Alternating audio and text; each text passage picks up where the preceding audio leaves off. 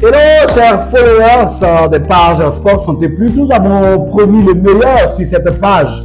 Et comme vous le sentez, au fur et à mesure que nous avançons, les choses deviennent intéressantes. Là, aujourd'hui, nous vous emmenons en immersion totalement dans quelque chose qui n'est pas nouveau, mais qui va vous permettre de comprendre combien de fois la médecine douce a sa place, et surtout dans le domaine sportif, qui constitue véritablement un atout pour tous ces acteurs sportifs qui ont besoin d'une prise en charge complète et holistique.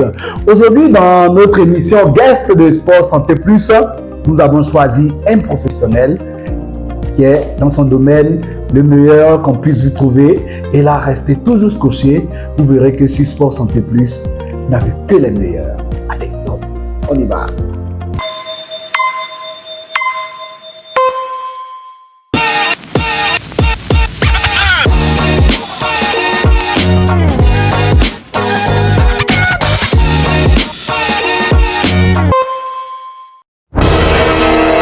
Bonjour chers guests de Sport Santé Plus, nos abonnés veulent mieux faire connaissance avec vous. Que pouvez-vous nous dire sur vous?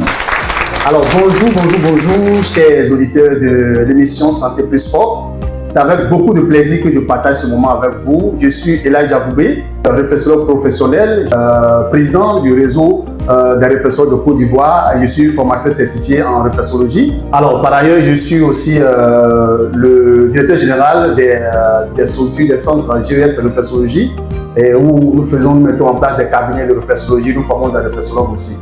Et je suis le fondateur du réseau des réflexologues de Côte d'Ivoire. Depuis 3 ans, ce réseau nous permet aujourd'hui de savoir plus sur la réflexologie et d'impacter toute la population, d'amener la population à connaître la réflexologie et surtout ses bienfaits. Donc voilà un peu ce que nous pouvons dire sur nous pour continuer cette belle émission avec vous. Voilà que nous démarrons quelque chose de palpitant. Mais qu'est-ce que c'est que la réflexologie, chers formateurs? Alors, une très belle question, parce qu'on ne peut pas parler de la réflexologie sans savoir de quoi il s'agit. La réflexologie, c'est une médecine holistique, c'est une médecine douce, voilà. Et je voudrais quand même insister sur le côté neuro-holistique. La réflexologie, aujourd'hui, c'est la réflexologie neuro-holistique qui est enseignée dans plusieurs écoles de réflexologie, parce que c'est cette médecine douce-là qui permet aujourd'hui d'espérer ce que l'OMS a défini comme l'état de bien-être complet. Quand on parle de santé, on dit que c'est un état de complet bien-être. Alors, quelle est cette médecine qui peut permettre d'avoir ce complet bien-être? Et bien sûr, dans la définition de la santé de l'OMS, quand on parle de complet bien-être, il ne s'agit pas simplement d'infirmité ou de santé physique. Ça va au-delà de la santé physique. Et il y a le mental, il y a le social et tout ça. Et c'est tout ce que nous apportons par la réflexologie. Alors, la réflexologie, c'est une technique, une médecine qui permet d'agir sur les organes, d'apporter l'énergie et l'oxygène dont les organes ont besoin par des pressions sur des points de réflexe. Ok? Donc, pour faciliter la compréhension, la réflexologie fonctionne comme la télé et la télécommande. Vous voyez, quand vous avez votre télé, pour choisir une chaîne, vous allez appuyer sur un point de votre télécommande et ça vous donne la chaîne que vous voulez visualiser. Donc, c'est la même chose avec la réflexologie. Donc, pour pouvoir communiquer avec un organe qui est peut-être défaillant ou sur lequel le réflexologue va agir, le réflexologue va faire une pression, exactement comme on fait la pression sur la télécommande, mais d'une autre façon. Le réflexologue va faire la pression sur la zone reflet de cet organe-là. Et donc, avec quelques séances de pression, cet organe va reprendre fonction de façon normale et sans un ajout complémentaire. Donc, la réflexologie est cette médecine qui permet de pouvoir régénérer le système immunitaire de façon naturelle par des pressions sur des zones reflets des organes. Donc voici une définition qu'on peut donner. C'est une médecine neuro-holistique parce que ça prend l'être dans son entièreté. Ok? Donc la réflexologie ne consiste pas seulement à déstresser, mais ça va au-delà.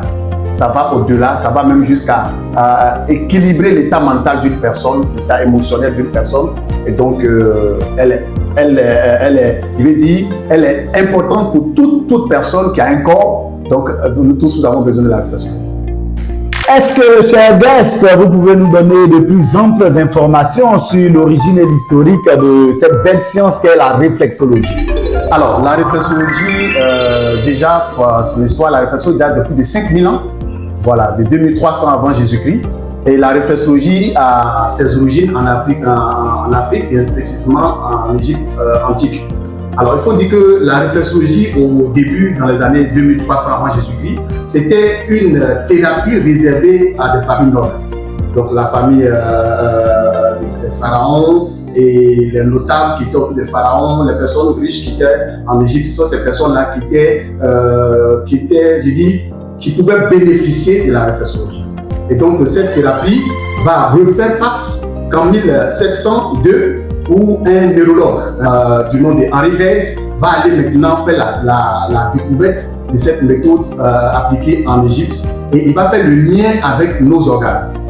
Et il va se demander comment ces personnes, cette thérapeute arrivait à appuyer simplement sur un point et puis soulager le roi. Et il est même dit dans l'histoire des États-Unis que la réflexologie est arrivée depuis le premier président américain qui avait comme médecine de traitement la réflexologie.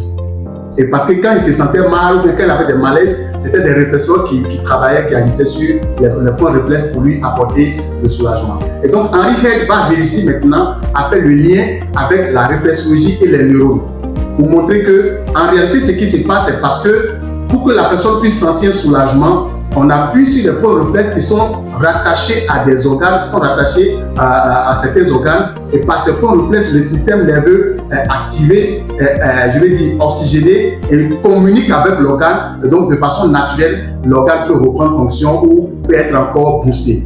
Donc la réflexologie va progressivement descendre jusqu'à répartir aux États-Unis, où les personnes comme Eunice Ngam, docteur Eunice Ngam, qui est aussi une neurologue et en même temps kiné, voilà, parce qu'elle a été kiné avant de faire encore sa spécialisation en neurologie. Et elle va aller plus loin dans les recherches de la réflexologie, où elle va faire sortir les 12 000 points de réflexe. Donc, quand on parle de réflexologie, on parle de points de réflexe. Donc, aujourd'hui, toute l'information en réflexologie tourne autour de ces 12 000 points de réflexe qu'elle va faire sortir sous forme de cartographie. Elle va sortir la cartographie plantaire où elle montre précisément les points qui sont rattachés à chaque organe. Et tout à l'heure, peut-être dans la présentation, je vais vous montrer la cartographie. Vous allez comprendre comment un réflexologue arrive à travailler sur le cœur à distance, à travailler sur le cerveau à distance, à travailler sur tous les organes à distance simplement par des pressions. Voilà, dans les années 1900, la réflexion va revenir en Afrique par Dr. Chris Stover, qui vit encore, qui est en Afrique du Sud, et qui va appliquer ce qu'on appelle la réflexologie douce.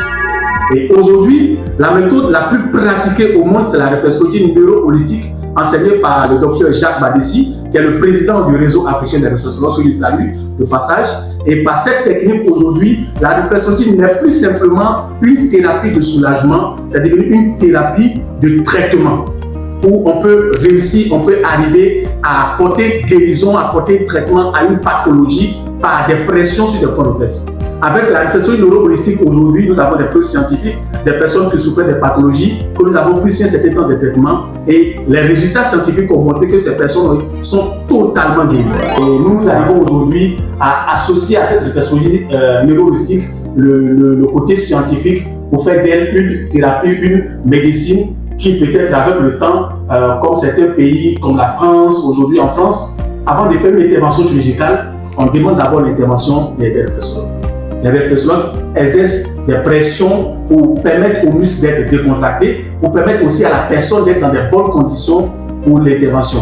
Et c'est effectivement ce que nous voulons vraiment réaliser ici en Côte d'Ivoire, créer cette collaboration entre cette médecine qui est la réflexologie et la médecine conventionnelle pour toujours le bien-être de la population. Donc voici ce que nous pouvons dire un peu sur l'histoire de la réflexologie depuis son existence, de sa découverte jusqu'à nos jours. Voilà, chers guests, merci pour ces très belles explications.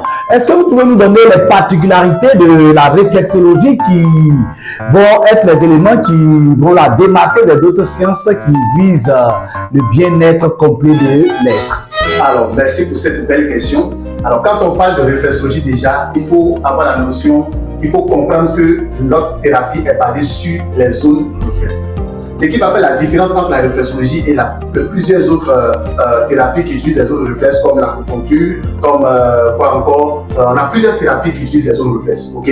Mais la particularité de la réflexologie, c'est que la réflexologie utilise 7 types de pression. Ok? Quand on prend le massage de façon générale, le massage, l'objectif, c'est la relaxation. Or, le massage est basé sur 3 types de pression qu'on appelle le fleurage, le brossage et puis l'étirement. Mais en réflexologie, on va utiliser 7 types de pression. Et même déjà, le toucher en réflexologie est une pression. Parce que dans la réflexologie africaine, on démontre déjà que l'intention de faire du bien à la personne est déjà la première thérapie. Et donc, toucher une personne déjà, c'est lui apporter déjà l'énergie ou la volonté de lui faire du bien. Mais en dehors de cette partie qui est la technique, tout ça, c'est le côté purement scientifique. Parce que j'ai dit dans la première partie qui est l'historique, la réflexologie a été développée et mise sur pied par des médecins, neurologues, kinés, généralistes. Donc vous avez tous ces noms-là, toutes ces personnes-là qui ont travaillé à faire d'elle une science. Et aujourd'hui, vous voyez par exemple ici, nous sommes avec la cartographie de Nissingham qu'on enseigne dans toutes les écoles de réflexologie. Avec cette cartographie, vous voyez qu'elle a réussi à mettre des points sur chaque organe. Et donc ce qui va faire la particularité de la réflexologie, c'est que quand j'appuie par exemple sur le point ici, qui est le point de l'hernie hiatale, quand j'appuie sur ce point, ce qui va se passer, c'est qu'avec des pressions, au fur et à mesure que je fais des pressions, l'organe va se rétablir de façon naturelle. Vous savez très bien que Dieu nous a conçus de telle sorte que nos organes ont la capacité d'auto-régénération. Et pour activer cette fonction d'auto-régénération, c'est la réflexologie qu'il faut parce que la pression donne l'oxygène dont les organes ont besoin et l'énergie. Yes. Et nous savons très bien que l'énergie aujourd'hui qu'on retrouve dans les aliments, c'est pas trop ça. Et la réflexologie, non seulement elle va éliminer les toxines que l'organe avait qui l'empêchait de bien travailler, et lui apporter l'énergie et l'oxygène dont l'organe a besoin pour être en bonne santé. Donc, la particularité de la réflexologie, c'est rebooster l'organe de façon naturelle par des pressions et éliminer les toxines pour lui permettre de bien travailler. Donc, la réflexologie, son côté holistique est qu'une séance de réflexologie prend en charge tout l'être humain. C'est-à-dire, lorsque le réflexeur vous fait une séance, même si vous avez un problème au niveau du cerveau, où le réflexeur doit travailler sur le cerveau, comme on le voit sur la cartographie, le réflexeur ne va pas se limiter sur le cerveau. Ok? Donc, il va travailler et sur le cerveau, et sur le cœur, et sur des autres organes, ce qui va faire qu'à la fin de la séance, la personne va constater qu'il s'est rajeuni au fait. Comme si quelque chose s'est passé dans son corps, comme s'il y a eu un renouvellement des organes, comme s'il y a un renouvellement des cellules. Et généralement, c'est accompagné d'un sommeil totalement réparateur. Et au bout d'un certain temps, vous allez constater que vraiment les douleurs, les maux que vous sentez auparavant, ces choses vont disparaître de façon naturelle. Donc voici la particularité de la réflexologie. Ce n'est pas seulement une thérapie d'accompagnement pour la relaxation, mais c'est une thérapie également de traitement, de soulagement et d'apport en ce qui concerne le renforcement du système immunitaire. Et bien voilà, nous sommes dans un entretien assez enrichissant. Monsieur le formateur, pour terminer cette première partie, est-ce que vous pouvez nous dire les champs d'action de la réflexologie? Merci, cher Dr. Kwame, pour cette belle question. Alors, les champs d'action sont vraiment vastes, on ne va pas être gourmand. Il faut dire que la réflexologie collabore avec tout type de médecine. Voilà. Nous ne sommes pas gynécologues, mais avec la réflexologie, on peut agir sur les organes génitaux. La preuve est qu'il n'y a pas longtemps, pendant une consultation gynécologique, une consultation réflexologique, on a touché les organes, les points réflexes liés aux organes génitaux d'une femme et on a constaté qu'elle avait des problèmes gynécologiques. Et tout ce qu'on lui a dit, ah madame, il faut aller voir ton gynécologue. Parce que ce que je constate sur le point là, c'est un peu sérieux. Et elle pensait que bon, lui n'est pas gynécologue, pas de quoi. Et j'avais vraiment insisté. Heureusement qu'elle a écouté le conseil, elle allait voir son gynécologue et il s'avérait qu'elle était en train de faire déjà un début de cancer de col. Heureusement qu'elle a écouté le conseil parce que son gynécologue disait que si elle avait fait un peu plus de temps avant de venir, ça allait être un peu plus difficile, un peu plus compliqué. Et grâce à vraiment Dieu, elle a pu être prise en charge. Ils ont enlevé l'utérus parce qu'elle avait déjà fait ses 5 enfants. Et aujourd'hui, elle est une étudiante en réflexologie. C'est-à-dire qu'elle est tombée amoureuse de la réflexologie. Donc ça veut dire que la réflexologie, tout type de pathologie, mais les pathologies pour lesquelles la réflexologie est encore plus efficace, c'est tout ce qui concerne la régénération. Voilà, que vous ayez un problème d'hernie discale, que vous ayez un problème même de diabète, que vous ayez un problème de tension, que vous ayez un problème, tout ce qui concerne le système humain, vous avez besoin de la réflexologie parce que la réflexologie est totalement naturelle et va apporter l'élément, les nutriments, l'énergie et l'oxygène dont les organes ont besoin pour pouvoir vous aider. Et ce qui est encore très intéressant, si vous êtes déjà suivi par votre médecin et que vous associez la réflexologie, c'est que vous avez la garantie que dans peu de temps, vous êtes restauré totalement par rapport au mal que vous avez. Et ce qui est encore très intéressant, c'est que dans le milieu sportif, nous avons beaucoup de choses à proposer liées à la réflexologie. Nous avons beaucoup de choses à apporter et je pense que ça va vraiment vous intéresser. Restez connectés. Voilà, nous vous l'avons promis, de très belles surprises sur Sport Santé Plus. Avec le développement de notre professionnel de la réflexologie, nous avons vu que rien n'a encore été abordé. Et il touche un point sensible qui est l'élément essentiel de ces émissions sur Sport Santé Plus, c'est la santé du sportif.